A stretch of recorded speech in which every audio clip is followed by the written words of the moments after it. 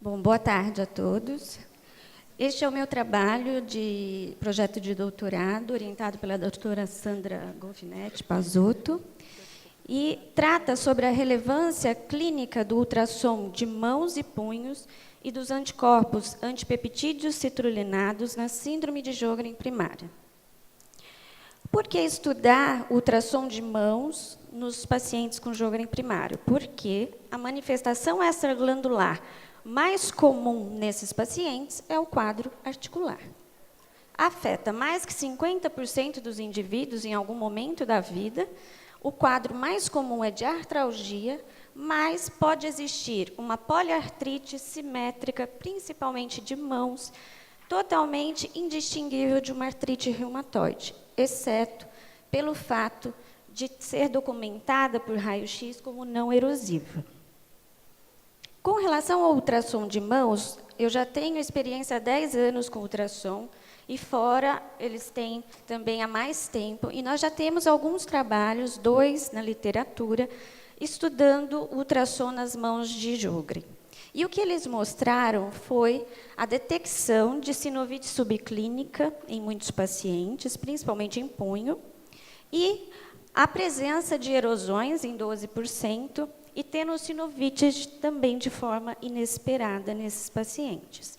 Não foi avaliado nesses trabalhos a presença de ACPAs amplamente, apenas um paciente tinha ACPA positivo nessas casuísticas, e o raio-x de mãos não foi levado em conta.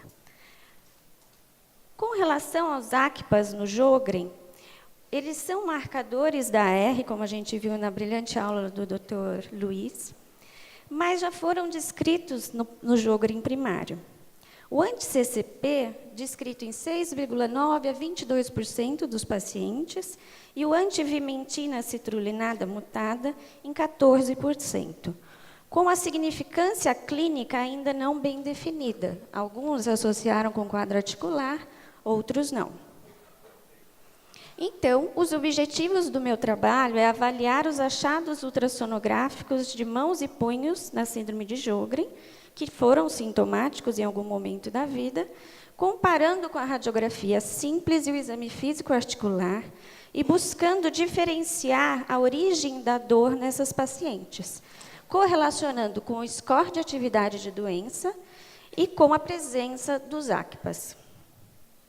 Nós selecionamos 68 pacientes com síndrome de Sjögren primário, critérios de 2002, e que preenchiam 4 de 6 desse critério. Então, Sjögren primário, sem dúvida, e que não preenchiam critérios para nenhuma outra patologia, como artrite reumatoide ou outras doenças autoimunes. Foram selecionados ambos os sexos e idade entre 18 e 70 anos. E nós comparamos esses indivíduos com 42 controles pareados por sexo e idade. Todos assinaram o termo de consentimento aprovado pelo Comitê de Ética, e o projeto teve apoio financeiro FAPESP. Dos métodos, todos eram submetidos à avaliação clínica e de ultrassom por protocolos pré-estabelecidos, eram aplicadas pela mesma pessoa, no caso eu, cega, aos ACPAs e ao raio-x. E eu aplicava também o score de atividade de doença, o SDAI. O aparelho utilizado era um MyLab 70 ESAOT, de tecnologia italiana, transdutor linear e recurso de Power Doppler. E os ACPAs, nós dosamos o anti-CCP, fizemos o 2 e o 3, o antivimentina citrulinada e o anti-SA, que também é uma vimentina não mutada, detectado por ELISA. O protocolo ele compreendia uma vasta varredura da mão, 17 articulações por mão e punho, procurando por sinovite e derrame. Eram feitas scans em 2 planos, longitudinal e transversal, de todos os tendões, extensores e flexores do punho e dos dedos, buscando pela presença de tenossinovites também e erosões. Tenossinovites e erosões eram pontuadas como ausente ou presentes. E a sinovite e o Power Doppler eram classificados por uma escala semi-quantitativa de grau 0 a 3, aceita pelo OMERACT, que é o órgão regulatório das métricas em reumatologia. Sinovite grau 0 era ausência, Doppler também ausente grau 0. Grau 1 era a mínima presença de sinovite, sem abaulamento da cápsula, e Doppler, grau 1, é apenas um foco de sinal. Grau 2 já era um acometimento moderado de sinóvia e de Doppler menos que 50% da área sinovial. E grau 3, você tinha uma ampla sinovite que se esparrama por toda a superfície articular e com mais que 50% da área preenchida por sinal de Doppler. Nós usamos os testes estatísticos necessários e o P significante menor que 0,05. Com relação às características clínicas, esses pacientes eles tinham um tempo de diagnóstico de Sjögren e sintomas muito parecidos de 11,9 anos e de sintomas musculoesqueléticos de 5,6 anos, longa duração. E olhem as características clínicas.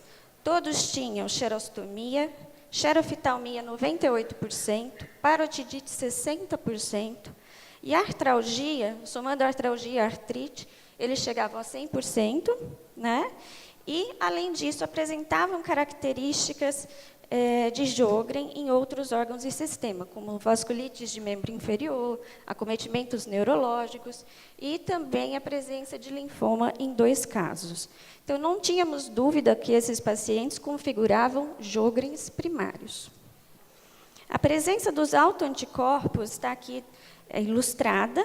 Eles tinham 89% de positividade de anti-Rho, não tinham marcadores para lúpus e tinham 60% quase de fator reumatoide, que é compatível com a literatura.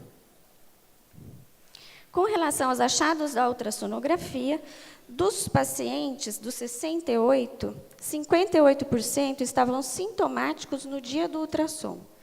E o que eu encontrei nesses pacientes foi sinovite em 54% deles, erosões em 36%, tenossinovites em 35%, maior que a literatura previamente descrita, e de forma significante em relação aos meus controles pareados.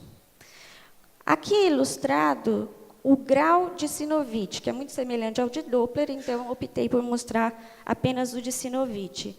As sinovites tinham um comportamento de distribuição em graus bem diferente nos pacientes para os controles, de forma significativa. Os pacientes muito mais grau 2 e grau 3 do que os controles. Com relação às correlações, houve correlação moderada entre o número de articulações com sinovite e o nosso índice de atividade de doença, especificamente o domínio articular. Com relação ao número total de sinovites que a gente palpava ao exame físico, isso não foi diferente do que foi encontrado no ultrassom. Mas houve uma correlação. O que eu achava no exame físico, normalmente a gente conseguia comprovar no ultrassom.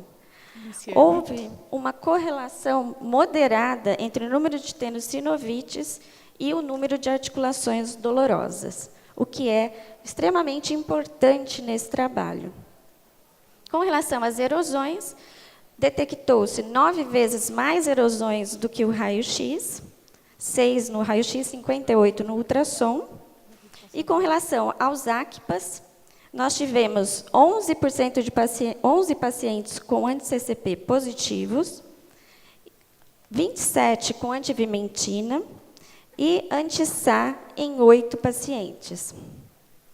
E quando a gente considerava os achados ao ultrassom, nós podemos ver que os pacientes que eram ACPAs positivos, eles tinham muito mais erosões do que os pacientes sem ACPA associado. Logo, podemos concluir que o ultrassom foi útil por demonstrar em detalhes as causas da dor na síndrome de Sjögren primária. Havia presença de sinovite e havia alta frequência de tenossinovite só visualizada pelo método, não suspeitada no exame físico. Esses achados do ultrassom se correlacionam com a atividade de doença e podem transformar o ultrassom num método útil para acompanhar o tratamento. O ultrassom detectou 9 vezes mais erosões que a radiografia, caracterizando 1/3 dos pacientes como erosivos. Os ACPAs foram associados a mais presença dessas erosões no ultrassom, podendo talvez configurar um grupo de doença articular mais grave. Porém, estudos prospectivos são necessários para podermos afirmar. Obrigada.